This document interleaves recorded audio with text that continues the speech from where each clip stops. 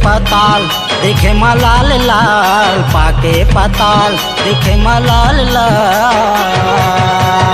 मुड़ा पर के गली गली करे रे बबाल, कोरबा जिला मा मचाए रे बबाल।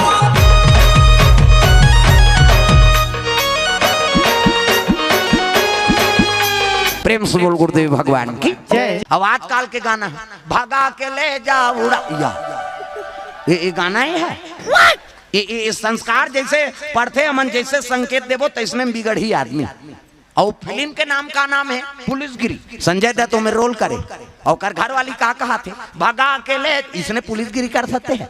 वो संजय दत्त खोजा तो मैं भोकवाल ते फिल्म बना है धुन मजाक करा सकते। प्रेम से बोल गुरुदेव भगवान की जय। एक ठनौ छत्तीसगढ़ी गाना चलते हाओ कलाकार मन खराब हन तब भाई सुनैया का मती खराब हो देरी है का कैसे।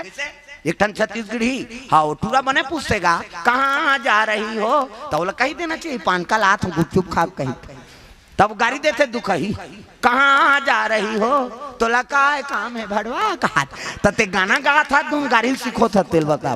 प्रेम से बोल गुरुदेव भगवान की जय। हमन जैसे प्रसारण करबो तैसे श्रोता ऊपर है ना प्रभाव पड़ते।